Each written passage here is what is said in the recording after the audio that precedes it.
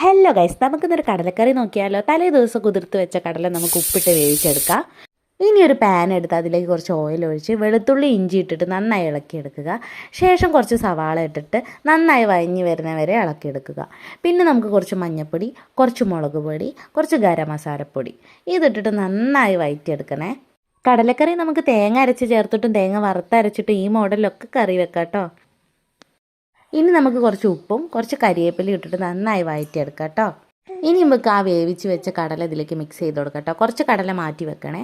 എന്നിട്ട് ഇത് നന്നായിട്ട് മിക്സ് ചെയ്ത് കൊടുക്കാം കേട്ടോ. എന്നിട്ട് നമുക്ക് മാറ്റി വെച്ച കടല കുറച്ച് വെള്ളം ഒഴിച്ചിട്ട് നന്നായി മിക്സിയിൽ അരച്ച് പേസ്റ്റ് രൂപത്തിലാക്കാം കേട്ടോ. അത് ഇതിലേക്ക് ചേർത്ത് കൊടുക്കുമ്പോൾ നമുക്ക് ആ തേങ്ങേൻ്റെ ഒന്നും ആവശ്യമില്ല കേട്ടോ. നല്ല കുറുങ്ങനുള്ള നല്ല ടേസ്റ്റി ആയിട്ടുള്ള കറി കിട്ടും കേട്ടോ. നമുക്ക് ഇതിലേക്ക് കുറച്ച് മല്ലിച്ചപ്പും കൂടി ഇട്ടാൽ നല്ല ഫ്ലേവർ ആയിരിക്കും കേട്ടോ. ഇനി ഒരു പാൻ എടുത്ത് കുറച്ച് ഓയിലും കടുകും കരിവേപ്പിലും ഇട്ട് വറവ് ഇട്ടിട്ട് നമ്മളെ കറിയിലേക്ക് ഒഴിച്ചു കൊടുത്താൽ നമ്മൾ അടിപൊളി ടേസ്റ്റി ആയിട്ടുള്ള കടലക്കറി റെഡി ആയിട്ടോ.